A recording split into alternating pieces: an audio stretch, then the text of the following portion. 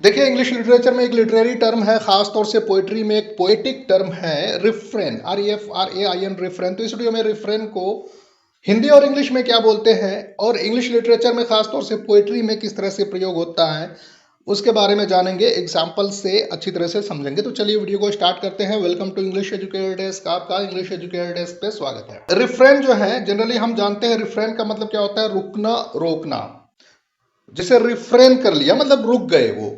लेकिन हिंदी या उर्दू गजल में, शेरो शायरी में रिफ्रेन का मतलब होता है रदीफ। रदीफ का मतलब होता है गीत के अंत के शब्द जो काफिया के बाद आता है। अब एक एग्जांपल से समझते हैं। दिले नादा तुझे हुआ क्या है, आखिर इस दर्द की दवा क्या है। तो यहां पर देखिए, उर्दू गजल में रदीफ और काफिया दोनों यूज होता है।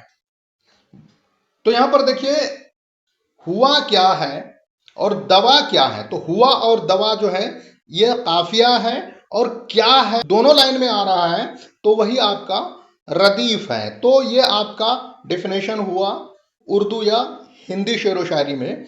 जबकि इंग्लिश लिटरेचर में या इंग्लिश पोएट्री में रिफ्रेन का मतलब होता है एक लाइन या एक लाइन से ज्यादा, दो लाइन जो है कई बार रिपीट करे, उसको हम रिफ्रेन बोलते हैं। एग्जाम्पल है रिफ्रेन का रॉबर्ट फ्रॉस्ट का stopping by woods on a snowy evening. पूरे आप पोएम पढ़ेंगे तो वहां पर आप पाएंगे कि the woods are lonely, dark and deep, but I have promises to keep, and miles to go before I sleep, and miles to go before I sleep. तो यहां पर देखिए, and miles to go before I sleep दो बार repeat हुआ है, तो इसी रिपीटेशन को हम रिफ्रेन बोलते हैं। पूरे के पूरे लाइन रिपीट कर रहा है। देखिए, एक चीज ध्यान देने वाली बात है कि जब रिफ्रेन होगा किसी पोएम में, तो या तो एक लाइन रिपीट करेगा या मल्टीपल लाइंस रिपीट करेंगे, जैसा कि मैंने आपको थोड़ी देर पहले बताया।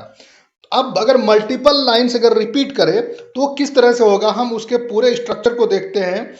एक पोएम है, विलेनल पोएम है, और उसका स्ट्रक्चर भी है, और उसका टाइटल है इस पोएम का थेकोराइटस बाय ऑस्कर वाइल्ड। तो यहां पर देखिए, जहां जहां पर सिसिली रिपीट हुआ है, लास्ट वाला वर्ड वो पूरे के पूरे लाइन ही रिपीट हुआ है। और इसी तरह से आपका देखिए, यहां पर परसेफोन जो रिपीट हुआ है वो पूरे के पूरे कई लाइनों में रिपीट हुआ है, पूरे लाइन रिपीट हुए हैं। तो इन शॉर्ट, जिस कलर के जो एरोज हैं वो पूरे के पूरे लाइन है और वो रिपीट कर रहा है, और ये सारे के सारे रिपीटेशंस को हम रिफ्रेन बोलते हैं। Refrain is equal to repetition, और repetition is equal to refrain in English poetry.